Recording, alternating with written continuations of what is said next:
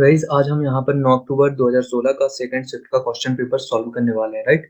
तो पहला क्वेश्चन है, which of the following was used during first generation of computer.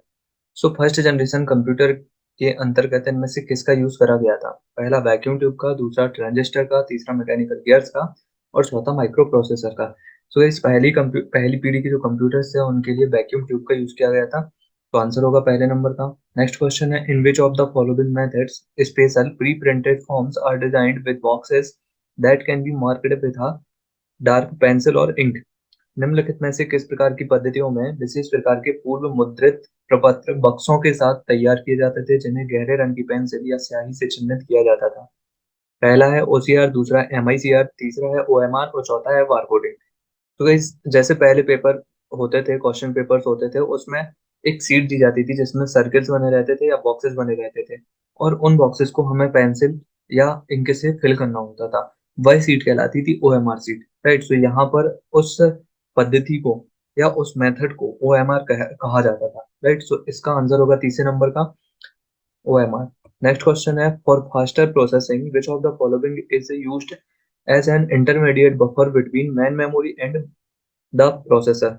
तेज प्रसंस्करण के लिए निम्नलिखित में से कौन सा मुख्य मेमोरी और प्रोसेसर के बीच में एक मध्यवर्ती बफर के रूप में प्रयोग किया जाता है? सो फास्ट प्रोसेसिंग के लिए इनमें से हमें किसका यूज करा जाता है, राइट। पहला सेकेंडरी स्टोरेज का, दूसरा फ्लैश मेमोरी का, तीसरा कैशे मेमोरी का और चौथा है वर्चुअल मेमोरी का। तो यहाँ पर सबसे फास्ट होती है कैशे मेमोरी, और मेन मेमोरी और प्रोसेसर इन दोनों के बीच में एक मेमोरी काम करती है जिसका काम होता है फास्ट प्रोसेसिंग के लिए, वो होती है cache memory, right. Cache memory इसका आंसर होगा तीसरे नंबर का सही। नेक्स्ट क्वेश्चन है, which of the following is the correct expansion of the term VLSI. इनमें से वीएलएसआई का फुल फॉर्म क्या है? पहला वेरी लार्ज सिस्टम इंटीग्रेटर, दूसरा very very large storage integration, तीसरा है वेरी लार्ज स्केल इंटरनेट और चौथा है वेरी लार्ज स्केल इंटीग्रेशन। सो गाइस यहाँ पर वीएलएसआई का फुल फॉर्म होगा very large scale integration, right. So answer होगा इसका चौथे नंबर का। नेक्स्ट क्वेश्चन है, DVD is the short form of. DVD इनमें से किसका छोटा रूप है? पहला डिजिटल वर्सेटाइल डिस्क, दूसरा डिजिटल वॉलेटाइल डिस्क, तीसरा है डिजिटल विजिबल डिस्क और चौथा है डिजिटल वैलिड डिस्क। से डीवीडी का फुल फॉर्म होता है digital versatile disc, right. So answer होगा इसका पहले नंबर का digital versatile disc. Next question है, an impact printer prints character by using one of the following method. Impact printer characters को प्रिंट इनमें से कौन सी मेथड का यूज करके करता है? पहला एन इंक स्प्रे का यूज करके, दूसरा इलेक्ट्रिकली चार्ज इंक के द्वारा, तीसरा है एन इंक पेन एक इंक पेन के द्वारा और चौथा है an inked ribbon and print head. Ribbon जो इंक वाली रिबन होती है और प्रिंट हेड का यूज करके। So guys impact printer use करते हैं इंक रिबन का और साथ में प्रिंट हेड का। सो इसका आंसर होगा चौथे नंबर का। अगर इम्पैक्ट प्रिंटर या नॉन इम्पैक्ट प्रिंटर या इन सब के बारे में हम किसी पर्टिकुलर वीडियो में पढ़ेंगे और उसकी लिंक आपको इस वीडियो के डिस्क्रिप्शन में जरूर मिल जाएगी, राइट। नेक्स्ट क्वेश्चन है, ASC second stands for. ASC second का फुल फॉर्म क्या है?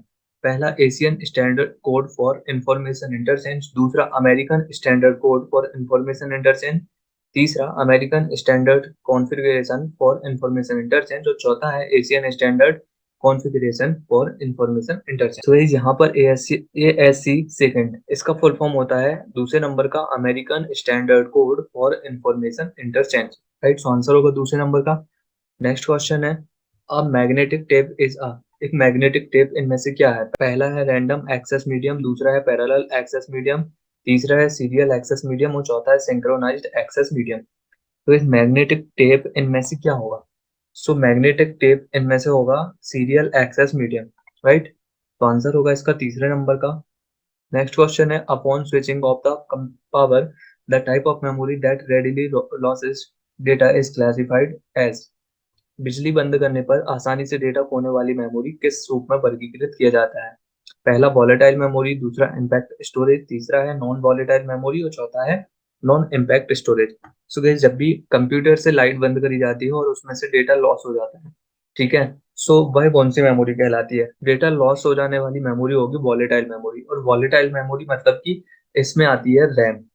जब भी हम कंप्यूटर में कोई काम कर रहे होते हैं वो रैम में होता है, और जैसे ही लाइट अचानक से बंद होती है या बिजली बंद हो जाती है तो उस रैम में से जो डेटा होता है वो लॉस हो जाता है, मतलब कि वह रैम आएगी वॉलेटाइल मेमोरी में, राइट।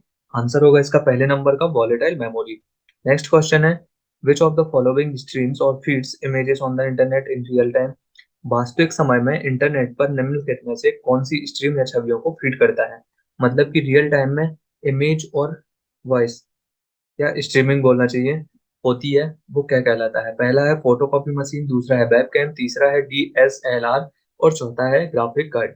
सो रियल टाइम में जो इंटरनेट पर स्ट्रीमिंग करता है वह कहलाता है वेबकैम, राइट। वेबकैम के द्वारा हम स्ट्रीमिंग चला सकते हैं, मतलब एक लाइव भी चला सकते हैं और उसमें कुछ इमेजेस भी दिखा सकते हैं। तो इसका आंसर होगा दूसरे नंबर का वेबकैम। नेक्स्ट क्वेश्चन है which of the following is not a desktop operating system. इनमें से कौन सा डेस्कटॉप ऑपरेटिंग सिस्टम नहीं है, मतलब कि जिसका यूज कंप्यूटर वगैरह में नहीं करा जाता। पहला है विंडोज विस्टा, दूसरा है रेड हैट लाइनक्स और तीसरा है एप्पल मैकिंटोश, चौथा है गूगल एंड्रॉइड। तो गाइस यहाँ पर एंड्रॉइड करके जो ऑपरेटिंग सिस्टम्स होते हैं वह मोबाइल के ऑपरेटिंग सिस्टम होते हैं, ना कि डेस्कटॉप के, राइट। सो आंसर होगा इसका चौथे नंबर का गूगल एंड्रॉइड। बाकी Windows Vista, red hat Linux और एप्पल मैकिंटोश ये सारे कंप्यूटर के ऑपरेटिंग सिस्टम है, राइट। नेक्स्ट क्वेश्चन है इन computer and digital technology Nobel is. Computer और डिजिटल प्रौद्योगिकी में के क्षेत्र में एक नबल किसके बराबर होता है। 1 बिट के बराबर, दूसरा 8 बिट के बराबर, तीसरा 2 बिट्स के बराबर और चौथा है 4 बिट्स के बराबर। तो गाइस इंस्टाग्राम पर एक पोस्ट डली हुई है जिसमें मेमोरी यूनिट्स के बारे में आपको काफी अच्छा नॉलेज मिल जाएगा कि कितने बिट्स कितने निबल या एमबी में, एमबी हो गया मतलब मेगाबाइट, टेराबाइट, गीगाबाइट, ये सारे किसमें कितने होते हैं, राइट। यहाँ एक निबल बराबर होता है 4 बिट्स, राइट। सो आंसर होगा इसका चौथे नंबर का। नेक्स्ट क्वेश्चन है a program written in high level language is known as.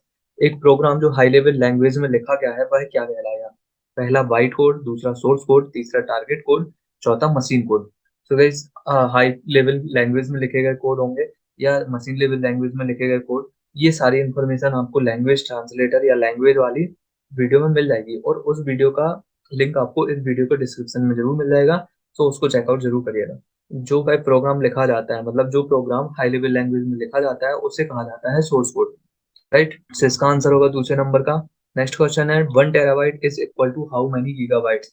So 1 terabyte में कितने गीगाबाइट होते हैं। अब ये आपको इंस्टाग्राम पोस्ट में मिल जाएगा कि 1 टेराबाइट में कितने गीगाबाइट होते हैं या 1 गीगाबाइट या फिर कितने गीगाबाइट बना के मिला के 1 टेराबाइट बनते हैं। ये सारी इंफॉर्मेशन आपको उस पोस्ट पर मिल जाएगी। उसमें काफी सारी यूनिट्स दी गई हैं, राइट।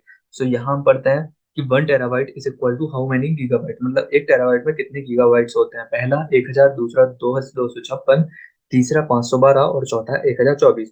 तो 1024 गीगाबाइट मिलाकर 1 टेराबाइट बनता है, राइट। सो इसका आंसर होगा चौथे नंबर का। नेक्स्ट क्वेश्चन है which of the following provides basic service to all parts of the operating system. निम्नलिखित में से कौन सा ऑपरेटिंग सिस्टम के सभी भागों को आधारभूत सेवाएं प्रदान करता है। पहला इंटरप्रेटर, दूसरा कर्नेल, तीसरा सेल और चौथा है लिंकर। इनमें से कौन सा कंपोनेंट है जो ऑपरेटिंग सिस्टम के सभी पार्ट्स के लिए बेसिक सर्विसेज अवेलेबल कराता है। सो गाइस कर्नेल क्या होता है ये आपको इंस्टाग्राम पोस्ट में लिखा हुआ मिल जाएगा, उसको एक बार जरूर चेकआउट करिएगा। यहाँ पर ऑपरेटिंग सिस्टम को जो सभी पार्ट्स को बेसिक सर्विसेज अवेलेबल कराता है वह कहलाता है कर्नेल, राइट। सो आंसर होगा इसका दूसरे नंबर का। नेक्स्ट क्वेश्चन है the concept of paging is implemented by. Paging का की अवधारणा को किसके द्वारा क्रियान्वित किया गया है। पहला है हार्डवेयर, दूसरा है एम्बेडेड सॉफ्टवेयर, तीसरा है फर्मवेयर और चौथा है ऑपरेटिंग सिस्टम। सो गाइस यहाँ पेजिंग का जो कॉन्सेप्ट है वह ऑपरेटिंग सिस्टम के द्वारा इम्प्लीमेंट कराया गया है, राइट। सो आंसर होगा इसका चौथे नंबर का। नेक्स्ट क्वेश्चन है what is false about a computer firewall. इनमें से कंप्यूटर फायरवॉल के बारे में क्या गलत है। पहला firewall prevents unauthorized access to the computer data. Firewall computer data के लिए अनऑथोराइज्ड एक्सेस से रोक बचाता है। दूसरा है firewall can be implemented as software. Firewall को एक सॉफ्टवेयर की तरह इम्प्लीमेंट करा जा सकता है। तीसरा है firewall can be implemented as hardware. Firewall को हार्डवेयर के रूप में इम्प्लीमेंट करा जा सकता है। और चौथा है firewall is a virus program. Firewall एक वायरस प्रोग्राम है। तो इस फायरवॉल अनऑथोराइज एक्सेस को रोकता है। इसके अलावा इसे हार्डवेयर या सॉफ्टवेयर के रूप में भी इम्प्लीमेंट करा जा सकता है, लेकिन फायरवॉल आपको आपकी डिवाइस को बाहरी अटैक से या फिर किसी अनऑथोराइज एक्सेस से बचाता है, राइट। ये एक वायरस प्रोग्राम नहीं है, ये कंप्यूटर के लिए सेफ माना जाता है। सो इसका आंसर होगा चौथे नंबर का कि फायरवॉल वायरस प्रोग्राम है, यह कथन गलत होगा कंप्यूटर फायरवॉल के बारे में, राइट। नेक्स्ट क्वेश्चन है retina scan is a part of. Retina scan को इनमें से किसका हिस्सा माना जा सकता है? पहला बायोमेट्रिक का, दूसरा है बायोडिग्रेडेशन का, तीसरा है बायोलॉजी का और चौथा है बायोगैस का। इसका रेटिना स्कैन हो गया, फिंगरप्रिंट स्कैनर हो गया या फिर फेशियल फोटोग्राफ हो गया, ये सारी चीजें आती हैं बायोमेट्रिक्स के अंदर, राइट। तो आंसर होगा इसका पहले नंबर का। नेक्स्ट क्वेश्चन है a mathematical way for demonstrating the authenticity of a digital message और डॉक्यूमेंट इज नोन एज। एक डिजिटल संदेश या दस्तावेज की प्रमाणिकता का प्रदर्शन की एक गणितीय विधि को किस रूप में जाना जाता है? पहला इंटरनेट प्रोटोकॉल, दूसरा रिमोट प्रोसीजर कॉल, तीसरा है डिजिटल सिग्नेचर और चौथा है मास्क्यूरेडिंग। यदि कोई दस्तावेज है या कोई मैसेज है, मतलब कोई डॉक्यूमेंट या मैसेज है, उसकी अथेंटिसिटी को किस मैथमेटिकल वे से डेमोन्स्ट्रेट करा जाता है? तो इसका आंसर होगा डिजिटल सिग्नेचर। मतलब कि एक अगर डिजिटल मैसेज है या डिजिटल कोई डॉक्यूमेंट है तो उसको अथेंटिकेट करने का काम होता है डिजिटल सिग्नेचर के द्वारा, राइट। तो आंसर होगा तीसरे नंबर का।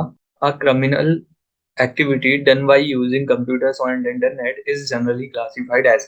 कंप्यूटर और इंटरनेट का उपयोग करके की गई एक आपराधिक गतिविधि को सामान्य तौर पर किस रूप में वर्गीकृत किया जाता है? मतलब कि जब भी कोई व्यक्ति इंटरनेट के थ्रू या कंप्यूटर का यूज करके कोई क्रिमिनल एक्टिविटीज करता है तो उसे किसके अंदर माने जाएंगे या किसके अंदर वर्गीकृत करा जाएगा? पहला है सोशल नेटवर्किंग, दूसरा है साइबर क्राइम, तीसरा है ब्लॉगिंग और चौथा है स्पैमिंग। सो गाइस, जब भी कोई भी ऐसी कोई एक्टिविटीज होती है जो कंप्यूटर और इंटरनेट का यूज करके करी जाती है वह साइबर क्राइम के अंतर्गत आती है, राइट। तो आंसर होगा इसका दूसरे नंबर का। नेक्स्ट क्वेश्चन है dot BMP is an extension to which type of file. Dot BMP किस प्रकार की फाइलों का एक्सटेंशन होता है? पहला ऑडियो फाइल्स का, दूसरा इमेज फाइल्स का, तीसरा वीडियो फाइल्स का और चौथा है बाइनरी फाइल्स का। सो इस इंस्टाग्राम पर एक पोस्ट डली हुई मिल जाएगा, जो एक्सटेंशन नाम होते हैं और वो इमेज में जो भी एक्सटेंशन आते हैं उन सब के नाम दिए गए हैं, या जो भी एक्सटेंशन होते हैं वो सारे दिए गए हैं। सो उस एक्सटेंशन की लिस्ट में आपको एक डॉट पीएमपी एक्सटेंशन भी मिल जाएगा जो इमेज फाइल्स के एक्सटेंशन होते हैं, राइट। अब इमेज फाइल्स के और भी कई प्रकार के एक्सटेंशन होते हैं, तो उसको एक बार जरूर जाके आप इंस्टाग्राम पेज पर चेक कर लीजिएगा, राइट। उस इंस्टाग्राम की लिंक आपको इस वीडियो के डिस्क्रिप्शन में भी मिल जाएगी, सो वहां से जाकर आप चेकआउट कर सकते हैं। सो गाइस, यहाँ पे आंसर होगा दूसरे नंबर का, डॉट बीएमपी एक इमेज फाइल का एक्सटेंशन होता है। नेक्स्ट क्वेश्चन है which of the following options is not a memory management technique. इनमें से कौन सा ऑप्शन मेमोरी मैनेजमेंट टेक्निक का नहीं है? पहला स्वैपिंग, दूसरा सेगमेंटेशन, तीसरा है ब्लॉकिंग और चौथा है पेजिंग। तो इस क्वेश्चन में पूछा गया है कि जो मेमोरी मैनेजमेंट टेक्निक्स होती हैं सो उनका हिस्सा इनमें से जो ऑब्जेक्ट दिए गए कौन सा नहीं है? सो गाइस, यहाँ पर इसका आंसर होगा तीसरे नंबर का, ब्लॉकिंग। अब मेमोरी मैनेजमेंट टेक्निक में कौन कौन से ऑप्शन होते हैं वो अपन किसी पर्टिकुलर वीडियो में पढ़ेंगे। यहाँ पे इसका डायरेक्टली आंसर पढ़ते हैं, वह होगा blocking, right. So memory management technique का हिस्सा यहाँ पर ब्लॉकिंग नहीं है, आंसर होगा थर्ड नंबर का। नेक्स्ट क्वेश्चन है in Windows OS terminologies NTFS of refers to. Windows OS में शब्दावलियों में एनटीएफएस का फुल फॉर्म क्या है? पहला है नेस्टेड टेक्नोलॉजी फाइल सिस्टम, दूसरा है न्यूमेरिक टेक्नोलॉजी फाइल सिस्टम, तीसरा है नेट टेक्नोलॉजी फाइल सिस्टम, चौथा है न्यू टेक्नोलॉजी फाइल सिस्टम। तो इस एनटीएफएस का फुल फॉर्म हमने पहले भी किसी क्वेश्चन पेपर में पढ़ा हुआ है। एनटीएफएस का फुल फॉर्म होता है न्यू टेक्नोलॉजी फाइल सिस्टम। सो आंसर होगा इसका चौथे नंबर का। नेक्स्ट क्वेश्चन है the extension dot PDF is a short form of. Extension dot PDF किसका शॉर्ट फॉर्म है? पहला है प्रिंटेबल डॉक्यूमेंट फॉर्मेट, दूसरा है पोर्टेबल डॉक्यूमेंट फॉर्मेट, तीसरा है प्रीविलेज्ड डॉक्यूमेंट फॉर्मेट और चौथा है portable data file. So guys, यहाँ पर डॉट पीडीएफ का फुल फॉर्म होगा portable document format, right. So answer होगा दूसरे नंबर का। नेक्स्ट क्वेश्चन है in broadband communications technology the term ADSL stands for। Broadband communication technology में ADSL का फुल फॉर्म क्या है? पहला है असॉर्टेड डिजिटल सब्सक्राइबर लाइन, दूसरा है एस्ट्यूट डिजिटल सब्सक्राइबर लाइन, तीसरा असिमेट्रिक डिजिटल सब्सक्राइबर लाइन, जो चौथा है ideal digital subscriber line. So guys, ADSL का फुल फॉर्म होता है symmetric digital subscriber line, right. So answer होगा इसका तीसरे नंबर का। नेक्स्ट क्वेश्चन है to check the availability of a computer terminal on a network which of the following commands is used for another terminal in the same network. एक network पर एक computer terminal की उपलब्धता की जांच करने के लिए निम्नलिखित में से कौन सी कमांड का उपयोग उसी नेटवर्क के अन्य टर्मिनल से किया जाता है? जैसे कि क्वेश्चन में ये पूछा गया है कि जब एक नेटवर्क में कंप्यूटर जुड़े हुए हैं। अब एक कंप्यूटर मतलब एक नेट टर्मिनल होता है, राइट। सो उस टर्मिनल में जुड़े हुए टर्मिनल्स की जांच करने के लिए किसी दूसरे टर्मिनल के द्वारा कौन सी कमांड दी जाती है, राइट। सो यहाँ पहला है CMD, दूसरा है रिंग, तीसरा है IP कॉन्फ़िग और चौथा है पिंग। सो गाइज ऐसा कुछ होता है कि नेटवर्क में हमें दूसरे टर्मिनल की जांच करनी है कि वो अवेलेबल है कि नहीं। सो उसके लिए हम किसी दूसरे नेटवर्क के द्वारा या किसी दूसरे टर्मिनल के द्वारा पिंग कमांड देते हैं, PING, राइट। सो आंसर चौथे नंबर का पिंग। नेक्स्ट क्वेश्चन है, when a computer is shut down, the calendar and the clock in the operating system continue to work because of one of the following।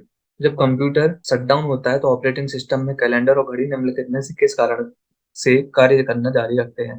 इसलिए जब भी computer बंद होता है, आपने देखा होगा कि जब नेक्स्ट टाइम उसको चालू करते हैं तो टाइम जो करेक्ट प्रेजेंट में चल रहा है वही टाइम शो करता है, राइट।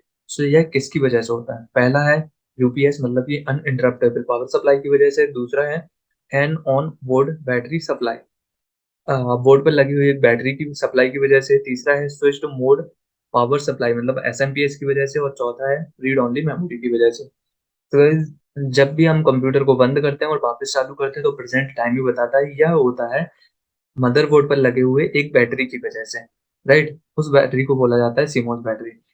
सो आंसर इसका होगा दूसरे नंबर का an on board battery supply, right. Next question है, inkjet printers are classified under the category of. Inkjet printers को किसके अंदर कैटेगराइज करा गया है? पहला लाइन प्रिंटर के अंदर, दूसरा कैरेक्टर प्रिंटर, तीसरा है वर्ड प्रिंटर और चौथा है pen printer. So guys inkjet printer को लाइन प्रिंटर के अंदर क्लासिफाइड करा गया है। अब कौन से प्रिंटर कहाँ आते हैं इसको हम एक ग्राफ के थ्रू बाद में किसी वीडियो में पढ़ेंगे या फिर इंस्टाग्राम पर आपको एक पोस्ट डली हुई मिल जाएगी, राइट। सो आंसर होगा इसका पहले नंबर का लाइन प्रिंटर। नेक्स्ट क्वेश्चन है, the process of locating non contiguous data files and rearranging them for faster data access is known as. जल्दी से डेटा तक पहुंच के लिए गैर सन्निहित डेटा फाइलों का पता लगाने और उन्हें पुनर्व्यवस्थित करने की प्रक्रिया को किस रूप में जाना जाता है? पहला है पार्टीशनिंग, दूसरा है फॉर्मेटिंग, तीसरा है डी फ्रेगमेंटेशन, चौथा है ड्राइव घोस्टिंग।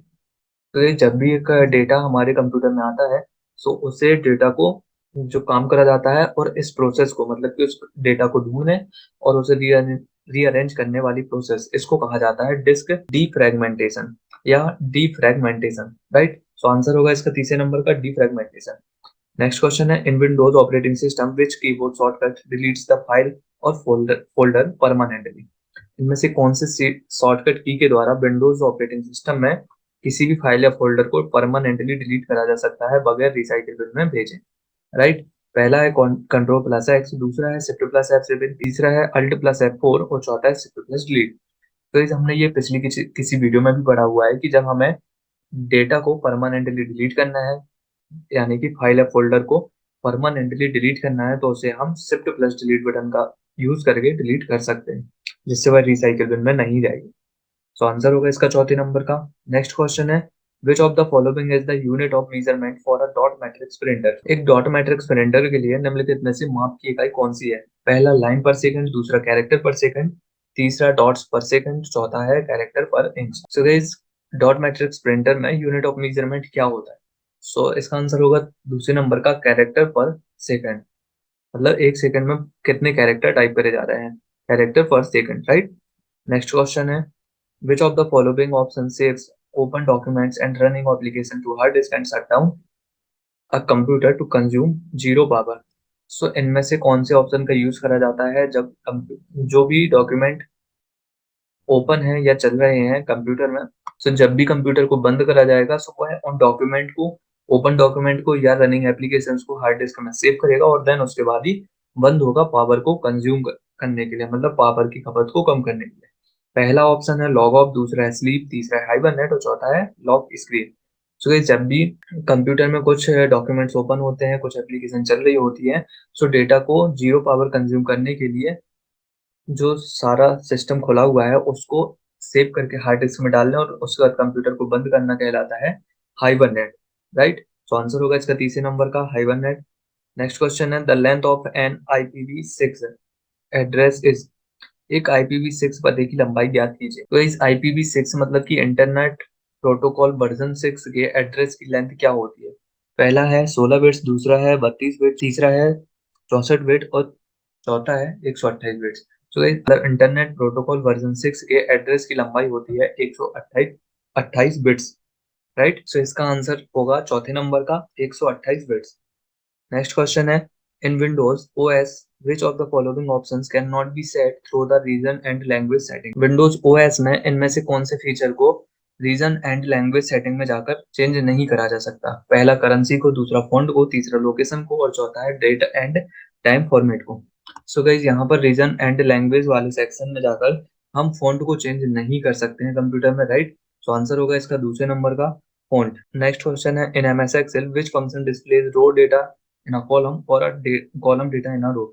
सो गाइस एमएस एक्सेल में कौन सा एक ऐसा फीचर है जो रो के डेटा को कॉलम में और कॉलम के डेटा को रो में शो करता है। पहला है ट्रेंड, दूसरा है ट्रांसपोज, तीसरा है ट्रिम और चौथा है ट्रंक। तो गाइस एमएस एक्सेल में एक फंक्शन होता है ट्रांसपोज, जिसको यूज करने से जो कॉलम का डेटा होता है वो रो में और जो रो का डेटा होता है वो कॉलम में शो करने लगता है, राइट। सो आंसर होगा इसका दूसरे नंबर का ट्रांसपोज। नेक्स्ट क्वेश्चन है, which of the following is not a logical function. So इनमें से कौन सा फंक्शन लॉजिकल फंक्शन नहीं है। पहला और, दूसरा एंड, तीसरा नॉट और चौथा है कोड। तो गाइस यहाँ पर जो लॉजिकल फंक्शंस होते हैं और मतलब कि लॉजिक लगाने के काम जिन फंक्शंस में करे जाते हैं भाई और एंड और नॉट तीनों में होंगे, पर कोड करके फंक्शन ऐसा कोई भी फंक्शन नहीं है जिसमें लॉजिकल फंक्शन हो, राइट। मतलब कि कोड करके जो फंक्शन होता है वह लॉजिकल फंक्शन नहीं होगा। तो आंसर होगा इसका चौथे नंबर का। नेक्स्ट क्वेश्चन है, which of the following functions should be used when the comparison value are located in a row across the top of a table of data. जब तुलनात्मक मान डेटा की एक तालिका के शीर्ष पर एक पंक्ति में स्थित होते हैं तब निम्नलिखित में से कौन से फंक्शन का प्रयोग किया जाता है। पहला है एच लुकअप का, दूसरा है वी लुकअप का, तीसरा है फाइंड एंड रिप्लेस का और चौथा है फिल्टर का। क्वेश्चन में पूछा गया है गाइस, जब भी एक डेटा दिया गया होता है और उसमें जो कंपैरिजन वैल्यूज होती हैं वह कहाँ लोकेटेड होती है, उस लिस्ट के ऊपर साइड, मतलब कि ऊपर वाली टॉप रो में, राइट। सो मतलब कि जब एक टेबल दी गई है और उसमें जो कंपैरिजन वैल्यूज हैं वो है उस टेबल की सबसे ऊपर दी गई है, सबसे ऊपर वाली रो में, देन उस टाइम पर हमें कौन से फॉर्मूला का यूज करना होगा। इसका आंसर होगा पहले नंबर का एच लुकअप। जब भी ऐसी कोई सिचुएशंस बनती है कि एक टेबल दी गई है और उसमें कंपैरिजन वैल्यूज है, वह उस टेबल के सबसे ऊपर वाली रो में या कहना चाहिए टॉप रो में अवेलेबल है, देन एच लुकअप फॉर्मूला का यूज करा जाएगा, राइट। नेक्स्ट क्वेश्चन है, in MS Excel calling one function within another is known as. MS Excel में एक फंक्शन में दूसरे फंक्शन का उपयोग करना क्या कहलाता है। तो इस एक फंक्शन है उसके अंदर किसी और फंक्शन को यूज करना क्या कहलाता है। पहला बाउंड फंक्शन, दूसरा है एसोसिएटेड फंक्शन, तीसरा है नेस्टेड फंक्शन और चौथा है लिंक्ड फंक्शन। सो गाइस यहाँ पर एक फंक्शन के अंदर किसी दूसरे फंक्शन का यूज करना कहलाता है nested function, right. So answer होगा तीसरे नंबर का। नेक्स्ट क्वेश्चन है, which of the following functions of MS Excel would return the remainder of a division. So इनमें से कौन सा फंक्शन है जो एक फंक्शन का शेष रिटर्न करता है। तो गाइस जैसे कि हम एक्सेल में किसी भी नंबर को किसी नंबर से डिवाइड करते हैं, जैसे सपोज हमें 112 को डिवाइड करना है 10 से, देन इनमें से वह कौन सा फॉर्मूला होगा जो रिमाइंडर को वापस रिटर्न करेगा। मतलब कि जैसे हमने 112 को 10 से डिवाइड किया, देन यहाँ पर आंसर बचेगा 2, राइट। मतलब रिमाइंडर में 2 आएगा। अब ये कौन सा फॉर्मूला शो करेगा। तो गाइस यहाँ पर मोड फॉर्मूला होता है या मोड फंक्शन होता है जो रिमाइंडर को, जो डिवीजन हो रहा है उसमें जो रिमाइंडर बचेगा उसको वापस करता है, रिटर्न करता है एज अ रिजल्ट, राइट। जैसे कि हम सपोज एक्सेल में एक फॉर्मूला शो कर रहे हैं, जैसे हमने यहाँ पर पहली सेल में लिखा 112, दूसरे में है 10, राइट। यहाँ पर हम मोड फॉर्मूला लगा रहे हैं या मोड फंक्शन लगा रहे हैं, इसमें हमारी जो नंबर है उसको डिवाइड करना है हमें 10 से, राइट। जैसे ही हम इसको एंटर करेंगे यहाँ पर 2 आ गया, मतलब कि ये रिमाइंडर को रिटर्न कर रहा है, राइट। और यहाँ क्वेश्चन में भी वही पूछा गया है कि एमएस एक्सेल में वह कौन सा फंक्शन है जो एक फंक्शन का शेष प्रदान करता है। सो वह होगा मोड, राइट। सो आंसर होगा इसका दूसरे नंबर का मोड। नेक्स्ट क्वेश्चन है, the term captcha used in the internet technology is a short form of. तो कैप्चा का फुल फॉर्म क्या होता है। पहला है completely automated public terminal test to tell computers and human apart. दूसरा है completely automated private terminal test to tell computers and human apart। तीसरा है completely automated public turning test to tell computers and human apart। और चौथा है completely automated private Turing test to tell computers and humans apart।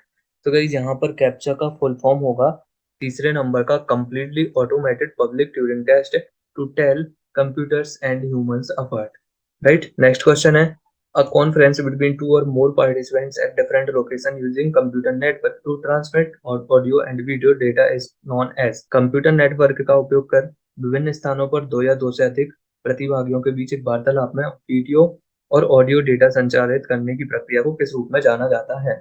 पहला wifi, दूसरा Ethernet audio video bridging, तीसरा है video encoding और चौथा है वीडियो कॉन्फ्रेंसिंग। सो गाइस, जब भी एक या एक से ज्यादा लोग कंप्यूटर नेटवर्क का यूज करके एक दूसरे से ऑडियो और वीडियो डेटा का ट्रांसमिशन कर रहे हैं, सो वही कहलाता है वीडियो कॉन्फ्रेंसिंग, राइट। जैसे अभी कोरोना काल में मीटिंग चालू हुई थी, तो मीटिंग जूम के थ्रू या गूगल मीट के थ्रू हुई थी और इसमें इंटरनेट का यूज करके हमने ऑडियो और वीडियो ट्रांसमिशन का यूज करा था, राइट। सो इसका आंसर होगा चौथे नंबर का। नेक्स्ट क्वेश्चन है a computer on the internet is identify by its. Internet पर एक कंप्यूटर की पहचान किसके द्वारा करी जाती है। पहला सीरियल नंबर के द्वारा, दूसरा मैक नंबर के द्वारा, तीसरा ईमेल एड्रेस और चौथा है आईपी एड्रेस। सो गाइस, ये हमने पहले भी पढ़ा हुआ है कि कंप्यूटर की पहचान इंटरनेट पर किसके द्वारा करी जाती है। इसका आंसर होगा चौथे नंबर का आईपी एड्रेस।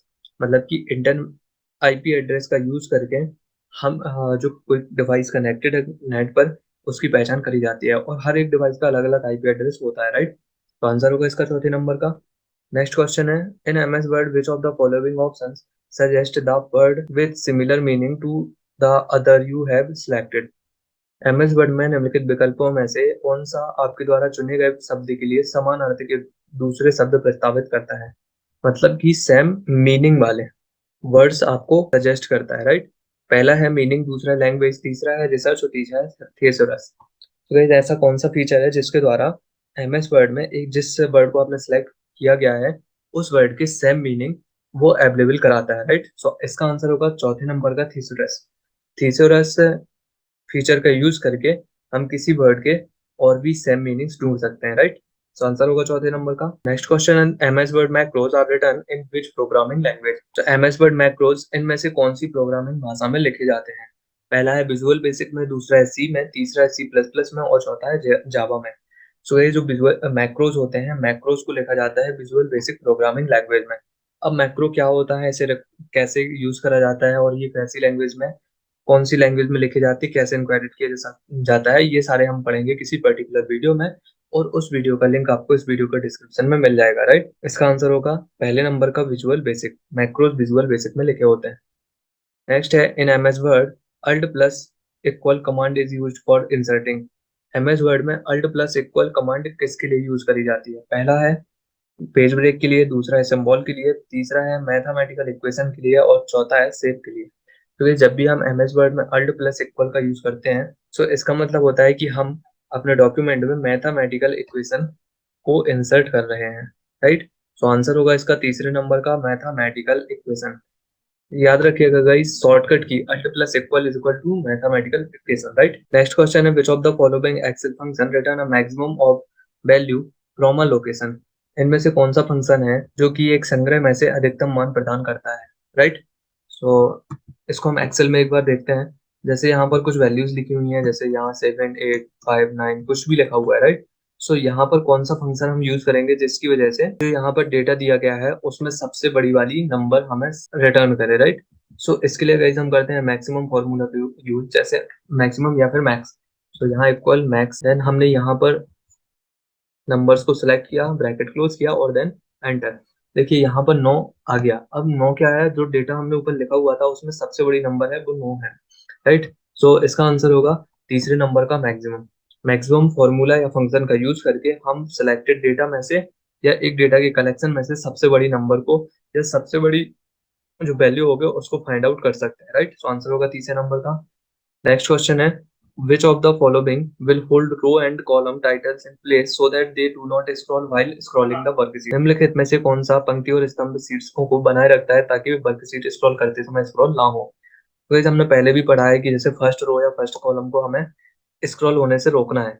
मतलब कि जब भी हम डेटा को सीट को स्क्रॉल करेंगे, नीचे साइड स्क्रॉल यदि हम करते हैं तो ऊपर की जो टॉप रो होती है वो स्क्रॉल होकर ऊपर हाइड हो जाती है और यदि हम लेफ्ट टू राइट जाएंगे तो स्क्रॉल करने पर जो फर्स्ट कॉलम होगा वो हाइड हो जाएगा, राइट। तो हमें इसे रोकना है कि वो फर्स्ट रो या फर्स्ट कॉलम है वो ज्यों का त्यों रहे, वो बाकी का डेटा स्क्रॉल होता रहे।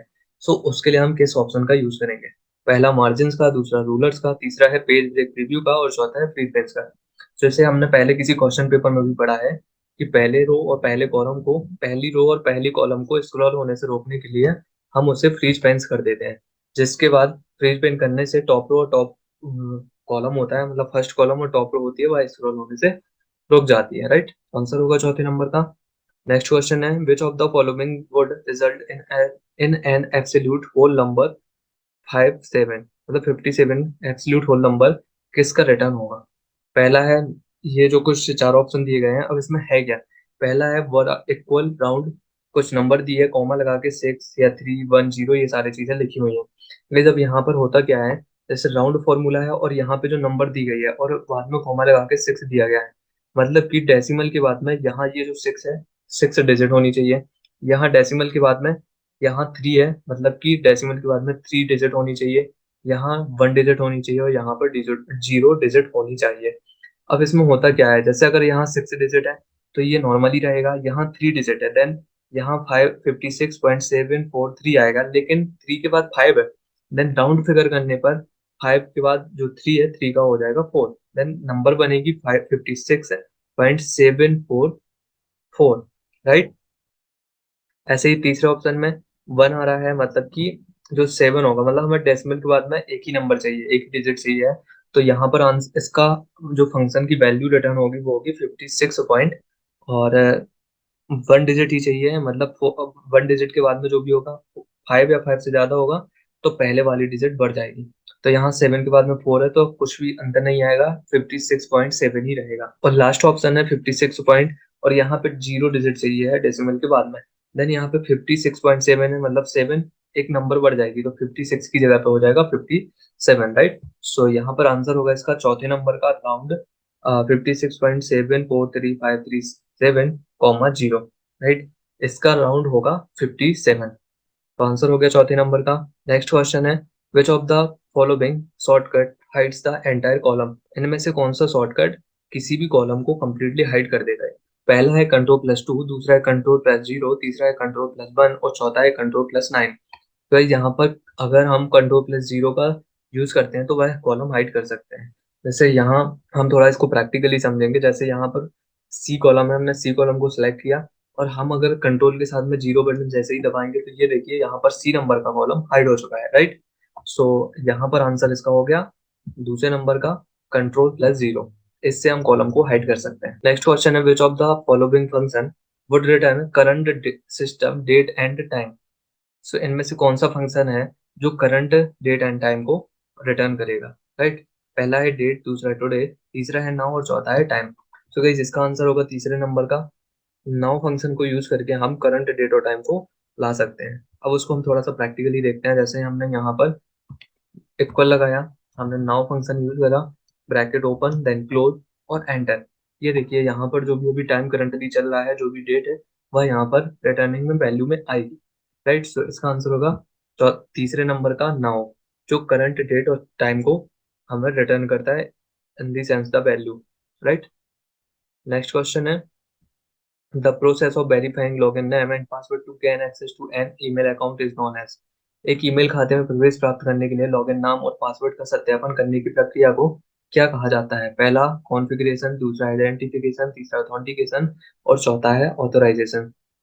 सो गाइस जब भी हम किसी ईमेल में या किसी भी आईडी पर लॉगिन नेम पासवर्ड वगैरह का यूज करते हैं, देन उस इसके बाद हमें ऑथेंटिकेशन करना होता है कि हम जो लॉगिन या कर रहे हैं हम वही हैं जिसकी ये आईडी है या नहीं, राइट। सो वो कहलाता है ऑथेंटिकेशन।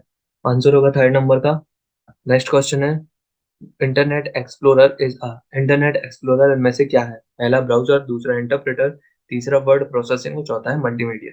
तो इनमें से इंटरनेट एक्सप्लोरर हम कई बार पिछले क्वेश्चन पेपर में पढ़ चुके हैं कि इंटरनेट एक्सप्लोरर एक ब्राउजर है, राइट। तो इसका आंसर होगा पहले नंबर का ब्राउजर।